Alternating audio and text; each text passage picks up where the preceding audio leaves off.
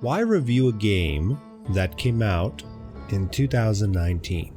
Well, Outer Wilds is probably one of the best games I have ever played, and it came from a recommendation from Skillup, the YouTube channel reviewer, and I thought I'd give it a try. He talked so highly of it, he was very vague in the description of the game, and now I know why. And that's because Outer Wilds is one of the best games to just simply experience.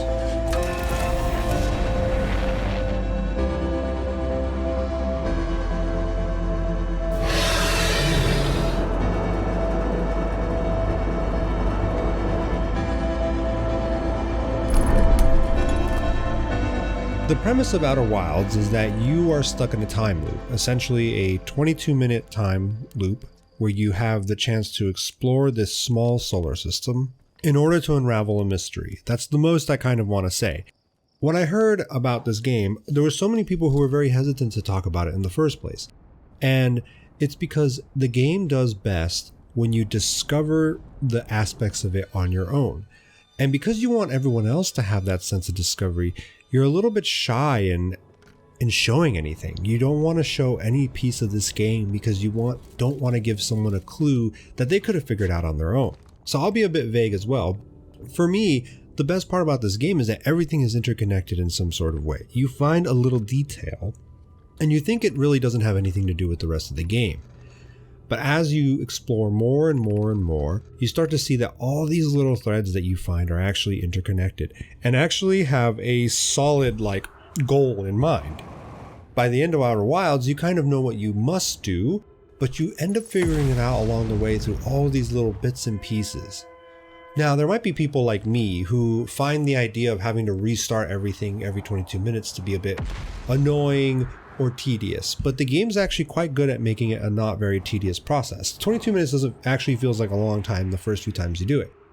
There have only been a very few times where I actually came up to the time limit because I was just messing around in the game, exploring, running into caves that I'm not supposed to, and so as a result I ended up dying a lot before the time loop even ended. But importantly, the game does a lot of little quality of life things that keeps it from making it feel like you're restarting every 22 minutes. It feels like you're constantly progressing throughout the game because you find a new clue. That clue is recorded in the ship's log, and that ship's log kind of help guide you in unraveling the mystery. So you start off as an alien in the world of Timber-Hearth, is going to have their first, I believe most of these aliens are actually non-binary, their first launch into space, and the whole point is to explore the solar system. A few events happen that cause the time loop, and so on and so forth. You're now exploring the solar system inside of this time loop. The main point of the game is that you're often on your ship or in a spacesuit, and the ship and the spacesuit have accurate space mechanics, which means that if you accelerate towards a planet but you forget to accelerate backwards, you easily go crashing into the planet. Same thing in the spacesuit. A lot of games slow down for you when you're controlling jetpacks or ships or things like that. Or they have really ridiculously responsive braking. But in this game, everything is linear, everything's proportional. So if you accelerate for 10 seconds, you have to decelerate for 10 seconds in order to stop yourself. So that's something you have to keep in mind, or else you just crash and die. There's also these different tools that you have to use, like the signal scope, which helps you detect things like other astronauts that are playing instruments and other things that I do not want to spoil. Time and time again, your curiosity is caught by something. You see something and you're like, what is that? And why is that there? And then you explore that area, or you explore that thing that caught your curiosity, and you're brought onto this small journey that slowly turns into a bigger journey that slowly reveals this other big, awesome thing within this world. The planets themselves feel rather small, but in reality, they're quite dense with things to do. And so what ends up happening is that a lot of people complain about open worlds that are an ocean large, but only an inch deep. These huge places that don't really have much depth to them. And I would call Outer Wilds a large pond that's a mile deep, essentially. There's a lot to do within this small space of time.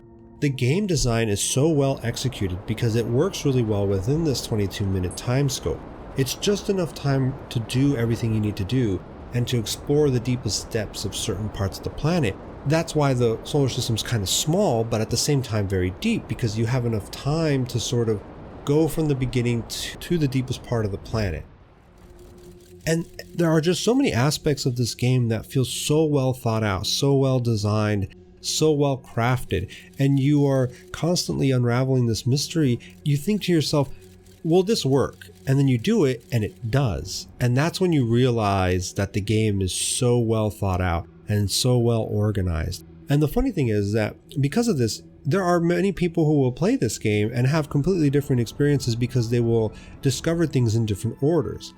This is a game that does something only games can do. This is not, movies can't do what this game gives you. Books can't give you the experience that this game gives you. And so that's why I think it's one of the best games I have ever played, because you never have your hand held. You never are told where to go. You're never basically yelled at by any kind of tutorial and told what to do and expected to experience the game in a very specific way. You're sort of just allowed to explore this map and allowed to figure out the story at the very end. And the story itself is quite good. There's a reason why this game won a BAFTA award for writing. And that is because you as the player are discovering things as if you would in real life. And that's what I mean by a book or a show can't do the same thing. Everything is discovered by you, in your way, at your pace. So the best way to play this game is to not be pressured by the time loop, to just do things, experience them, and just let them go. Overall, after finishing this game, I definitely felt like I experienced something special, something that only video games as an art medium can deliver. And so that's why I just needed to make a video about this game, despite the fact that it came out in 2019. But it's definitely an experience all on your own, and it's not that expensive. It's just $20.